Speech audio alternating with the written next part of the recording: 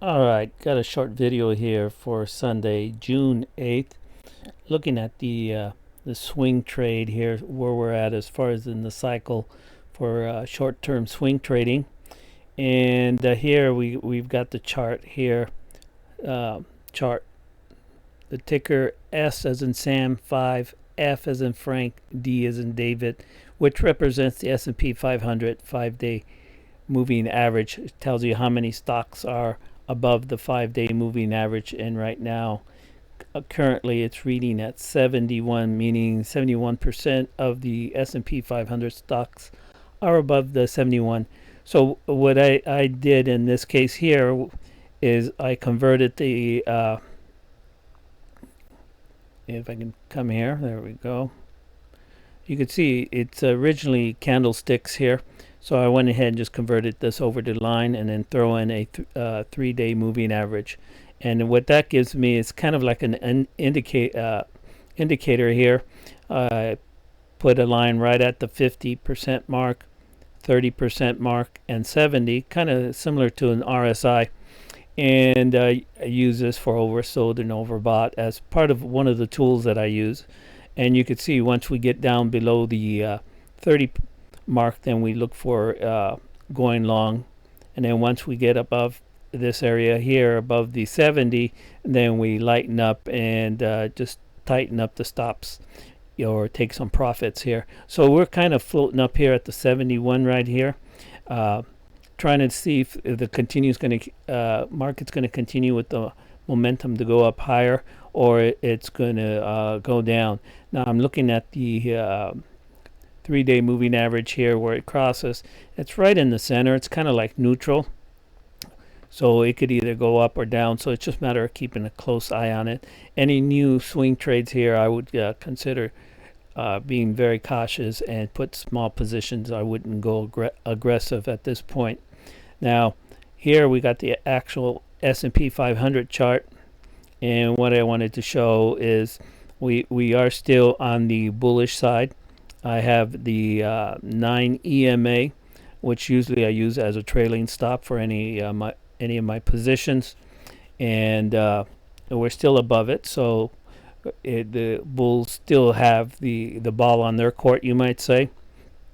However, if you look down here on these indicators here, the basic indicators that are the most popular, RSI 14, the MACD, and the slow stochastics, all with their default value, you could see we got some divergences, negative divergences forming on the RSI.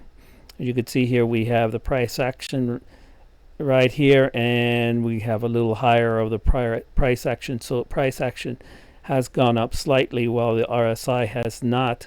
If I move that out of the way, you could see it's still right at this point here compared to this point. So we have that divergence.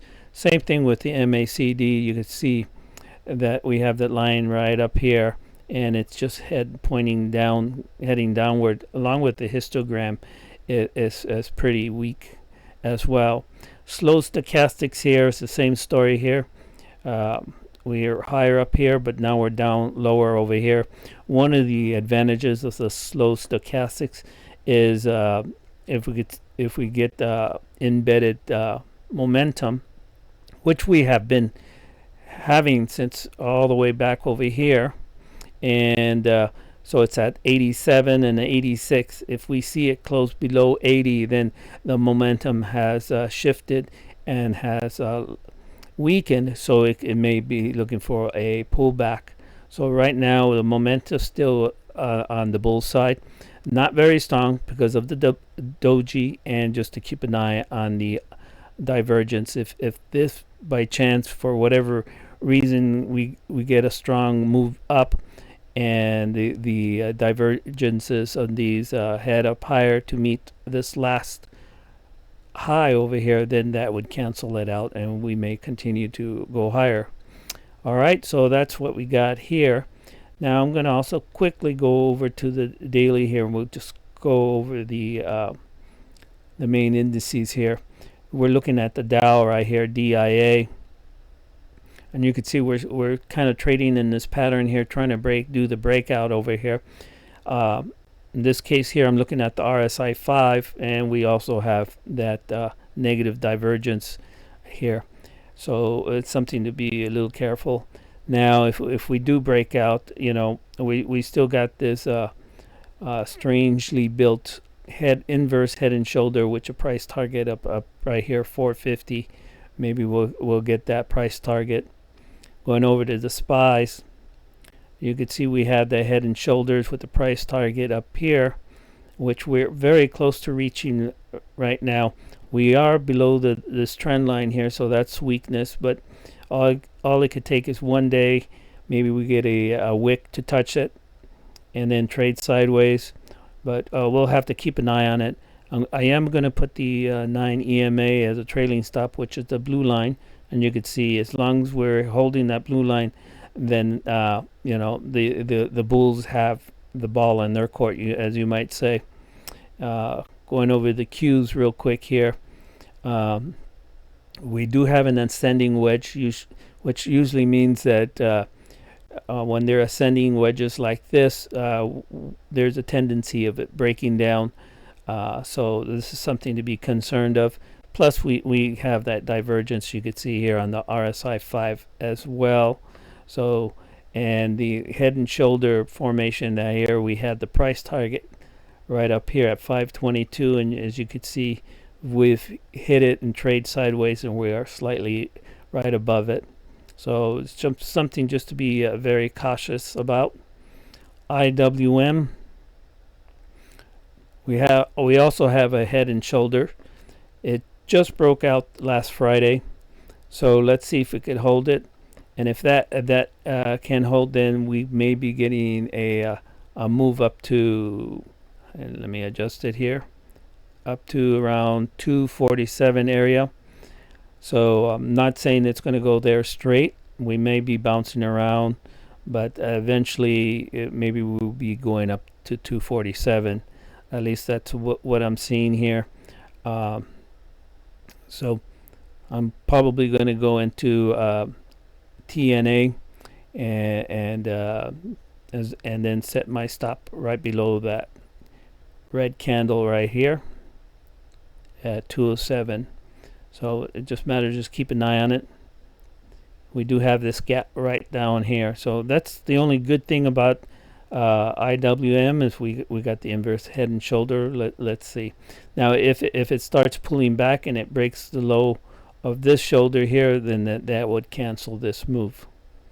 Looking at SMH, you can see we're making a higher high. However, the RSI is making a lower low, so that's not a very good sign with this negative divergence that we're seeing. So we also had the head and shoulder formation. We did hit it and trade above it, and this been a little higher than normal. So just keep an eye on this and take any profits. Otherwise, I would just let it pull back. Let's look at the Bitcoin. Bitcoin, you can see it's been in a nice upward trend, broke the trend line, and now it's kind of trading, making lower lows. And actually, let me just create this trend line that we got forming going downward now. So for now, we're going to be a little bearish on this until we could see a break above this trend line to consider going long. So we'll have to keep an eye on this. We do have an inside bar on Fridays compared to this big red one. So indecision, if we see it breaking below this big red bar here, then we're going to continue downside probably to this gap fill. That's probably going to be our main target. If we close above this red bar here, then we may be heading up to at least to this double high right around in this area for now. So we'll just have to play it one day at a time. Looking at gold, it looks like it has broken below its upward trend line as well, and I'm looking for a probably target down right here as the target from this bottom trend line to hit.